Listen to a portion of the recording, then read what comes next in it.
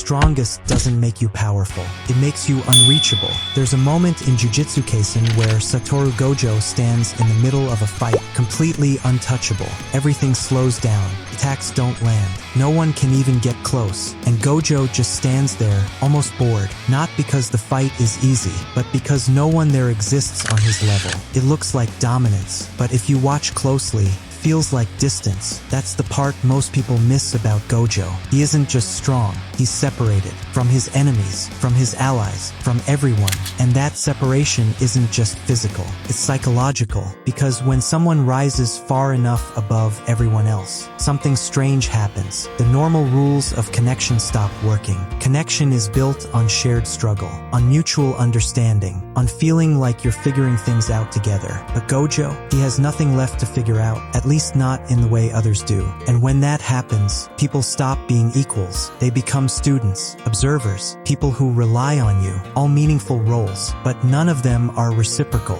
That's why Gojo acts the way he does. The jokes, the confidence, the constant smile. It looks like arrogance, but it's not. It's armor. Because when you're always seen as the strongest, you don't get to be vulnerable. You don't get to be unsure. You don't get support. You become the support. And the only time we see Gojo truly connected is with Geto. Not because Geto was as strong, but because he could challenge him, push back, disagree, stand beside him, not below him. And when Gojo loses that, he doesn't just lose a friend, he loses the last person who understood him. That's the real loss. There's a concept called the burden of competence. The idea that the more capable you become, the harder it is to find people who treat you like an equal. Because the higher you rise, the smaller that circle gets. And slowly, without realizing it, you stop being known and start being needed. And this isn't just anime. You've probably felt a version of this yourself. When you start improving, working harder, thinking differently,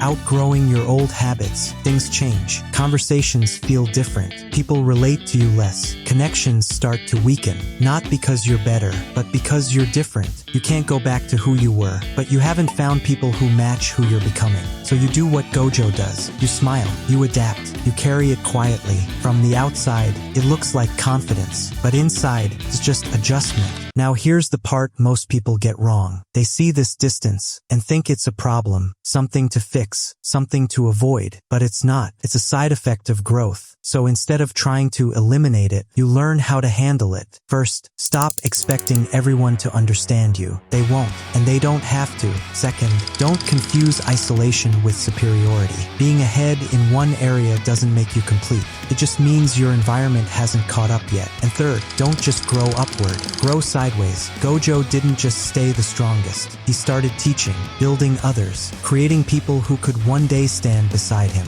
Because real connection doesn't come from being equal in level. It comes from being aligned in direction. That's the shift. You don't wait for people to reach your level. You find people moving in the same direction, even if they're at different stages. And maybe that's the real meaning behind all of this. Being the strongest isn't about standing above everyone. It's about learning how to exist when no one can stand beside you yet, and still choosing to move forward anyway. But here's the darker side of this. There's another character who experienced this same distance, and instead of understanding it, he let it destroy him. If you want to understand that version of growth, stay around.